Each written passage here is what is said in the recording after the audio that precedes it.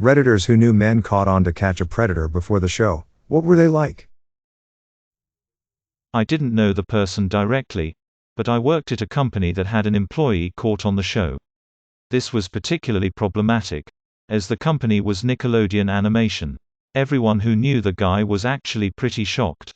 It was particularly rough for his girlfriend at the time, as she also worked at the studio, so there was no hiding from it. For their part, Nickelodeon instituted rigorous background checks for every new employee after the incident, with zero tolerance for any misdeeds involving children.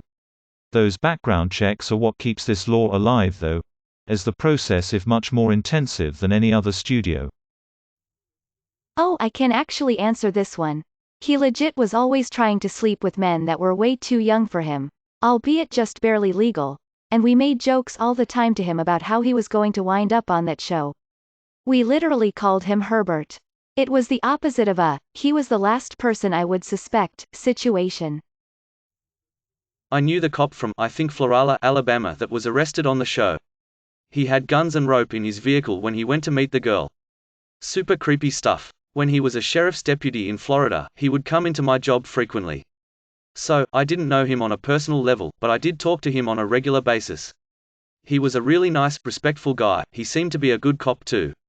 I was shocked when I saw the episode. You never really know what goes on in someone's bedroom. Here is part of the episode. Ah, stunning.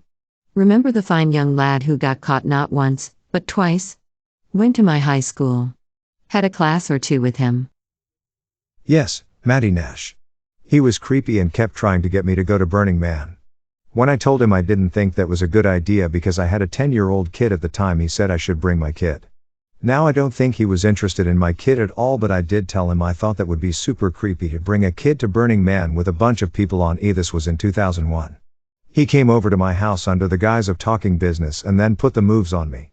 I turned him down and sent him home to his wife. Weren't on to catch a predator, but my ex-stepdad was a pedophile. Before he went to jail for his third time, my mom didn't know when she married him. We would see his family a lot. His brother was always very nice and liked having us over. They would sometimes get weird with each other and his brother would make comments about my body every now and then. After my ex-stepdad went to jail, his brother was caught on an online chat sting.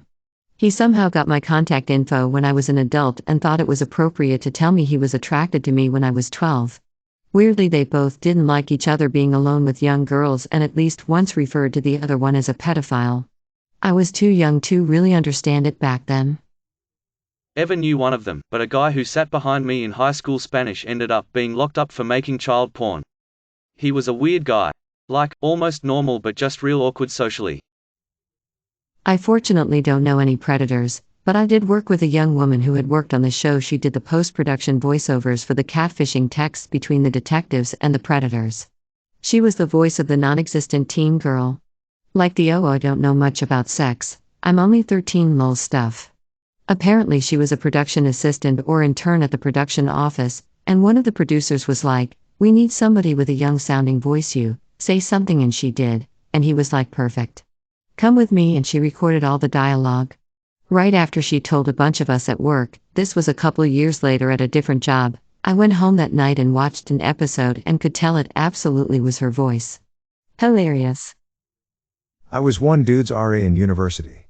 He was a seriously weird dude, but was relatively friendly, came out to all of the campus events, and was not suspected of being a predator at all by any of us in the dorms back in those days. He was busted on TCAP about 2 to 3 years after I graduated, so probably sometime 2003 to 2005. Rapey, extremely rapey, was someone from my hometown in NY. Went to school with their younger sister. After he graduated high school, he did everything he could to hang out with much younger kids. Always wanted to buy booze for us or roll up a joint and smoke us out in his van. Never touched me, but there were rumors of him molesting a 12-year-old in sleepaway camp. Never heard of this show, so I googled it. Why did To Catch a Predator get cancelled? Cancellation. The show was cancelled in 2008, in part because Louis Conrad, an assistant district attorney in Rockwall County, Texas, shot himself after he was caught talking to and exchanging pictures with a perverted justice volunteer posing as a 13-year-old boy. Wow WTF. Alright. I actually knew a guy who ended up getting caught on TCAP. We were not super close or anything, but we took a few classes together and had labs together. To give you some time context, I would have met him originally in like 2001 or 2002. It was my senior year in high school, but I was taking a community college physics class. He was 1 year older than me, having just graduated the year early. He was born in '83, I was born in '84. I didn't really get to know him very much in that course, but I did in a later that I was taking in like late 2002 or early 2003. I knew him from physics classes, nothing else. I remember we were in the same lab group, so we were spending 3 to 4 hours at a time working on some lab project. He was an immigrant from India, and a rather small man, very thin and fairly short. He was a Sikh and kept his hair covered. His English was pretty good though. You can just sort of tell. This guy was the type of guy who had no luck with girls, like zero, which is really common for a lot of dudes at this age though, but this was like, worst case scenario for a guy. He had no attention of any kind from women. And we are in a physics class, awkward with girls probably explains the majority of young guys in that class at that time in our lives. One time he wanted to teach me a lesson about never meeting girls online. He told me a story about how his friend, figure similar situation, was trying to meet girls online, and then he met this one. She looked a little chubby in her face in her picture, but then he went to go meet her at the amusement park. And to his horror, it was a very obese woman. His friend had no idea on how to bail, so he just sort of went along with it. They went and did some rides, then they got on the roller coaster, where when the ride ended she got stuck, and the ride operator was unable to help her, so they had to shut it down, call in a technician who had to disassemble the ride to get her out. As he was telling me this story, he was laughing harder and harder. He then proceeded to point to an obese woman in the class and he whispers to me, "And let me tell you, my friend, it was her right over there," and he then erupted into laughter. And that, my friend, is why you do not want to meet women online, because you never know what you could get yourself into. I remember the class he told me this joke in, and I remember taking it in spring of 2003, so I would have been like 18 or had just turned 19. That was the last class I took with him. But I do recall seeing him in the summer of 2004, at a different school, when I was waiting for a ride home, in a parking lot for about a minute or two. Basically just said hello, asked what we are doing at the place, then sort of just left. We were never online buddies, MySpace friends, or did anything in any social context outside of a classroom or lab. No lunch, no party, nothing. He ended up getting busted on TCAP in Jan of 2006. I don't recall seeing the episode until 2007 or so. I remember the story he told me about meeting women online. I honestly have the hunch that the Sting was the first person that was ever talking to him sexually. Like, if he said he has never done such a thing, I believe it. The guy was an absolute max level incel long before the incel movement.